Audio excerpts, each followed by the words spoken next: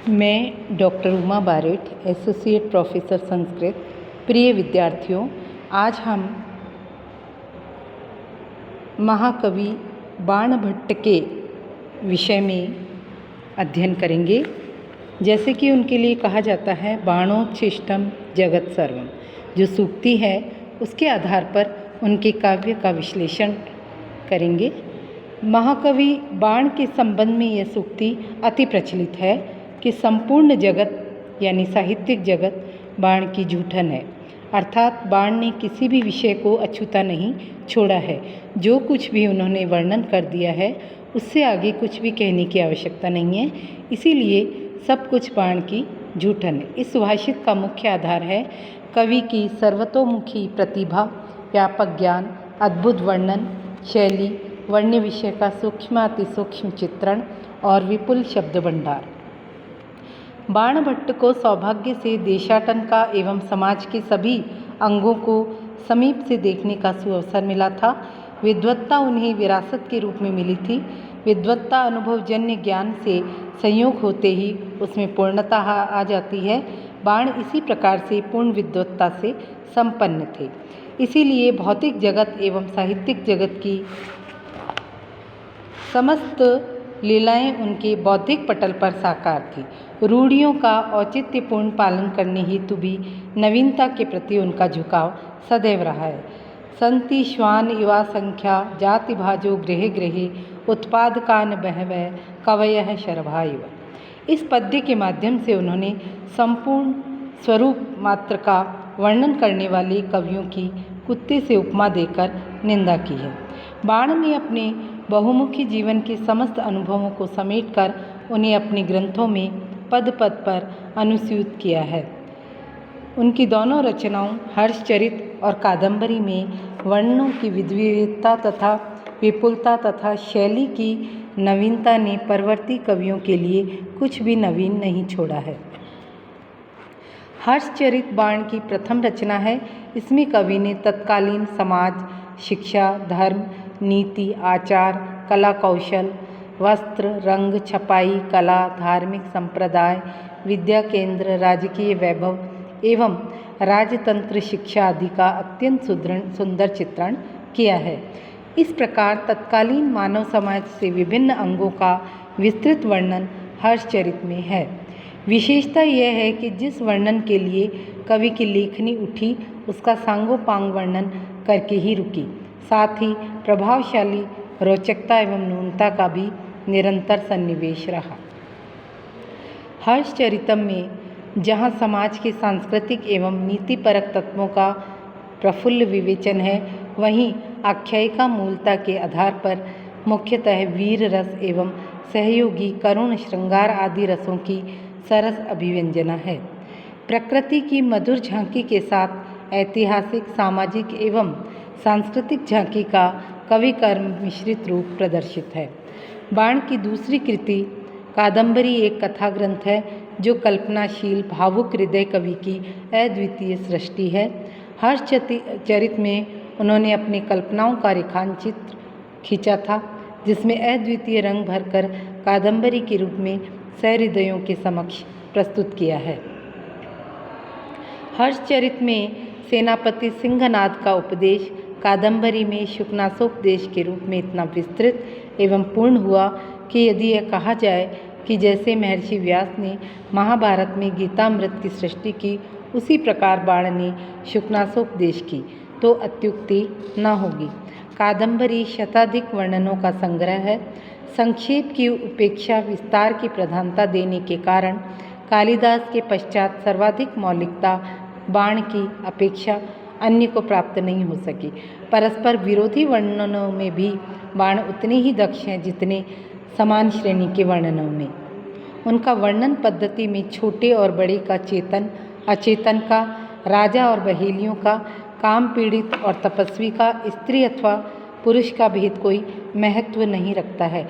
वे तो वर्णनीय के प्रत्येक स्वरूप का, उसके अतः अंत प्रकृति का सर्वांगीण वर्णन करते हैं, सकारात्मक भी और नकारात्मक भी। उनके लिए कोई विषय छोटा नहीं है और कोई भी विषय बड़ा नहीं। यदि एक ओर वे राजा तारापीड़ और शूद्रक का वर्णन करते हैं, तो दूसरी ओर उतने ही विस्तार के साथ वे वृद्ध, शबर, भील और बहेलियाँ का वर्णन करते हैं। पुरुष पौंडरिक आदि प्रेम में पागल होकर प्राण त्याग सकता है, तो महाश्वेता स्त्री होकर भी तपस्या कर सकती है। कादम्बरी का महल यदि सुख सुविधाओं का आगार है, तो जाबाली आश्रम शांति का सागर एवं स्वर्ग का द्वार है। विंध्याटवी यदि संपूर्ण भयंकरता से भारित है, तो अच्छोंद सरोवर अपनी निर्मलता एवं गंभीरता से समुद्र को तिरस्कृत करता है। बाण ने कादम्बरी में प्रातःकाल, संध्या, शूद्रक, शुक, तारापीड़, चंडाल, कन्या, विंध्याटवी, जाबाली आश्रम, जाबाली ऋषि, शबर सैन्य, जरत शबर, पंपा सरोवर, अच्छौत सरोवर, इंद्रापुधाशु, महाश्वेता, उसकी विरह व्यथा, कादम्बरी की प्रणय भावना एवं वियोग अवस्था, चंडिकायतन, द्रविड़ धार्मिक, रागी विलासवती, प्रसूति का ग्रह, गुरुकुल से विद्याध्ययन कर लौटे, चंद्रापीड़ को देखकर नगर स्त्रियों की मनोदशा, शुक की पितृशोक, कपिंजल की मैत्री, शुकनास का उपदेश, चंद्रापीड़ की माता एवं पिता के प्रति भक्ति, वैशंपायन के प्रति मित्रता एवं हारित का चरित्र आदि विविध विषयों का इतना विस्तृत, स्वाभाविक एवं सरस वर्णन किया है कि जिसका कोई दूसरा उदाहरण प्राप्त होना असंभव है। कादम्बरी के हृदय की काम चेष्टाओं में महाश्वेता के हृदय की काम व्यथा में आश्रय भेद से पर्याप्त अंतर है। एक संयोग एवं दूसरे में विप्रलंब दशा है। तो इस तरह से सब बाण की संवेदनशील कल्पना का ही परिणाम है। बाण के वर्णनों में भाषा एवं भाव का सामंजस्य है। अलंकारों का प्रचुर किंतु उपयुक्त प्रयोग है। भाषा में आरोह अवरोह की लय है और समासों की दीर्घता से और उत्तरोत्तर झुकाव है। बुद्धिमान पुरुषों के योग्य काव्य में पीढ़ी की सृष्टि का श्लेषमूलक परिसंख्या, विरोधाभास, दीपक, उपमा आदि का अत्यधिक प्रयोग भी है, किंतु वह वर्णन के अनुकूल है। इस प्रयास से 72 पंक्तियों तक एवं वाक्य का विस्तार भी कादम्बरी में हुआ है। रस, गुण, ध्वनि एवं वक्रोक्तिमय भाषा के द्वारा काव्य में सौंदर्य की सृष्टि है। कादम्बरी एवं हर्षचरित का अध्ययन करने पर बाणकालीन सामाजिक दशा, वर्णों की स्थिति, नारी की स्थिति, शिक्षा का स्वरूप, भारतीय संस्कृति एवं संपन्नता, प्राचीन रूढ़ियों एवं मान्यताएं, आभूषण, वस्त्र, कला कौशल की सामग्री, धर्म, राजनीति, युद्ध नीति, युवावस्था का काम दशा, तप, दान, यज्ञ, मंत्र, तंत्र, पाखंड, प्रकृति, नक्षिक वर्णन, काम चेष्टाएं, चतुर्दश विद्या, आश्रम व्यवस्था, गुरु शिष्य संबंध, स्वर्ग, गंधर्व एवं मनुष्य लोक पात्रों की योजना, पशु पक्षियों के लक्षण, उनका स्वरूप एवं गुण, राजा, चांडाल, पुजारी, बहेलियों, सेवक, सेविका, ऋषि, सैनिक, उन्नति अवनति के कारण, पूर्व, नगर, राज्य, जंगल, गिरि, नदी, सरोवर, व्यापार, मात्रा, धन के प्रति सामाजिक दृष्टिकोण आदि विविध विषयों का अत्यंत विस्तृत विवरण उपलब्ध होता है। यद्यपि कवि का मूल लक्ष्य इस ग्रंथ में प्रणय दशाओं का चित्रण करना ही था, किंतु कवि को निरंकुश की संज्ञा दी गई है। वह अपनी इच्छानुसार काव्य सृष्टि करता है।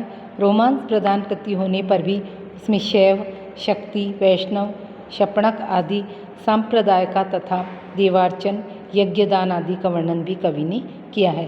तत्कालीन समाज में सती प्रथा, स्वप्न, भाग्य, शकुन, संस्कार आदि पर लोगों की आस्था का पता इससे चलता है। इन सभी वर्णनों में परंपरागत रूढ़िवादिता नहीं है।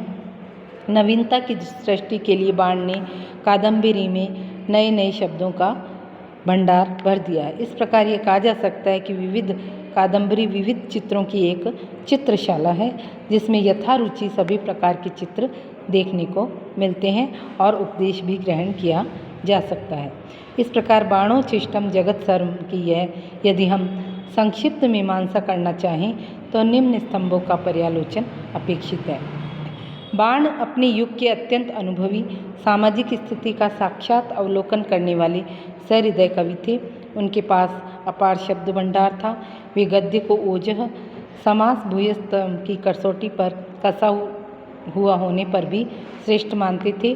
कला पक्ष की अपेक्षा भाव पक्ष को महत्ता देते थे, किंतु वर्णनों में संकोच अर्थात संक्षिप्तता के पक्षपाती नहीं थे। किसी भी विषय का सर्वांगीण सूक्ष्माति सूक्ष्म निरीक्षण पूर्ण वर्णन करते थे। समाज एवं वैयक्तिक जीवन का कोई अंग वर्णन से छूट न पाए, यह उनका सतत प्रयत्न रहा है। अतः वर्णनों की बाढ़ भी उनके काव्य में है। एक कथा से दूसरी कथा से तीसरी कथा को जन्म देकर कथा में श्लिष्टता उत्पन्न की है। भाषा और भाव में अद्भुत समन्वय है, अलंकारों का भरपूर प्रयोग है, किंतु श्लेष की क्लिष्टता नहीं है। शब्द और अर्थ की समन्वयात्मकता पांचाली शैली का प्रयोग है। भारतीय धर्म, दर्शन, पूजा पद्धति, तप, दान, यज्ञ एवं पुनर्जन्म आदि में पूर्ण विश्वास ही नहीं व्यक्त किया, अपितु शुक एवं अश्व योनियों में घुमाकर सिद्ध भी कर दिया है। व्यक्ति के 3 जन्मों की प्रणय कथा का मार्मिक चित्रण, जिसमें प्रेम तत्व की आध्यात्मिकता का निरूपण है। चरित्र चित्रणों में महाश्वेता का चित्रण अद्भुत है, किंतु अत्यंत रमणीय भी। अपनी समय तक की समस्त शैलियों का समन्वय बाण ने किया है। पदावली में प्रायः नुपुर झंकृतवत अनुप्रस्थ का प्रयोग है। शुकनासोपदेश में युवावस्था के दोष, लक्ष्मी की चंचलता, राजनीति के दावपेच, राजा के अंतरंग, धूर्त एवं आचार आदि विषयों के प्रतिपादन में बेजोड़ है। संयोग श्रृंगार की अपेक्षा विप्रलंभ का अति मार्मिक चित्रण है। कल्पना के क्षेत्र में बाण अद्वितीय है। प्रकृति के अंतः एवं बाह्य उभयविध रूपों का चित्रण, सजीव चित्रण किया है। इस प्रकार इन्हीं समस्त विशेषताओं के आधार पर यह कहना सर्वथा संगत है कि परवर्ती कवियों, साहित्यकारों के लिए कुछ भी नवीन कहने या लिखने के लिए शेष नहीं रहा। जो कुछ भी है वह सब बाण की ही जूठन ही है। इसलिए यह उक्ति सर्वथा सार्थक है। बाणोच्छिष्टम जगत सर्वम।